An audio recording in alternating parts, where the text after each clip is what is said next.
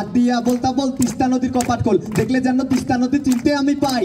দাবি আমার একটাই, দাবি আমার একটাই, দাবি আমার একটাই,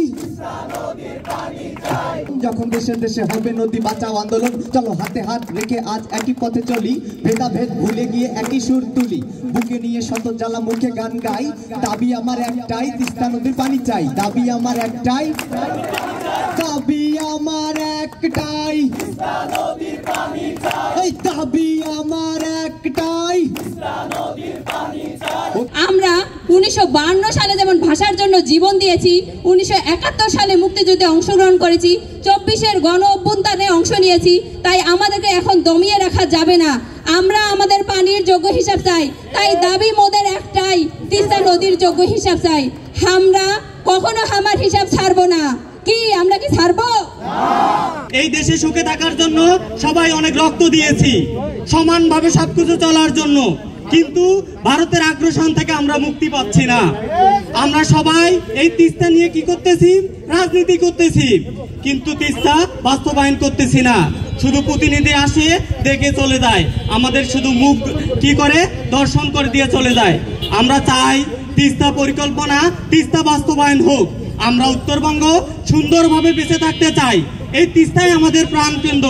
আমরা চাই তিস্তা পরিকল্পনা এই নভেম্বরেই তৈরি হোক। নায়াসিনামাইড ও স্যালিসাইলিক সমৃদ্ধ লিলি ফেস ওয়াশ, যা ফেসের ডেড স্কিন সেল দূর করে দেয় দ্বিগুণ ফাস্টার ব্রাইটেনিং। ফ্যাসিবাদী আমলে সেই হাসিনা যেভাবে সুযোগ দিয়েছে, ভারতের প্রধানমন্ত্রী এবং পশ্চিমবঙ্গের মুখ্যমন্ত্রী মমতা ব্যানার্জিকে এই রাজশাহী বিশ্ববিদ্যালয় থেকে বার্তা দিতে চাই, মনে রাখবেন বাংলাদেশে কিন্তু হাসিনা আর নাই। এই বাংলাদেশ এখন জেনজির বাংলাদেশ, হাসিনার বাংলাদেশ নাই। সেই 1976 সালে যেমন রাজশাহী থেকে মাওলানা ভাসানী ফারাক্কা অভিমুখে লং মার্চ করেছিল, এবং আরেকটু পিছনে যেতে চাই, এই রাজশাহী থেকেই কিন্তু 1969-এর গণ অভ্যুত্থান আমাদের শ্রদ্ধেয় শিক্ষক শামসুজ্জোহা স্যার শহীদ হওয়ার পর থেকে শুরু হয়েছিল। সেই নরেন্দ্র মোদী এবং মমতা ব্যানার্জিকে বলতে চাই, আপনারা যদি আমাদের ন্যায্য হিসাব বুঝে না দেন, আমরা কিন্তু সেই একে একে সকলে লুৎফুজ্জামান বাবর হব। আপনারা কিন্তু সাবধান থাকবেন না। কিন্তু এই বাংলাদেশ জেনজির বাংলাদেশ, হাসিনার বাংলাদেশ নয়। আপনারা ভুলে যান, আপনারা বড় ভাই নয়, আপনারা আমাদের প্রতিবেশী, আপনারা আমাদের বন্ধু হয়ে থাকেন।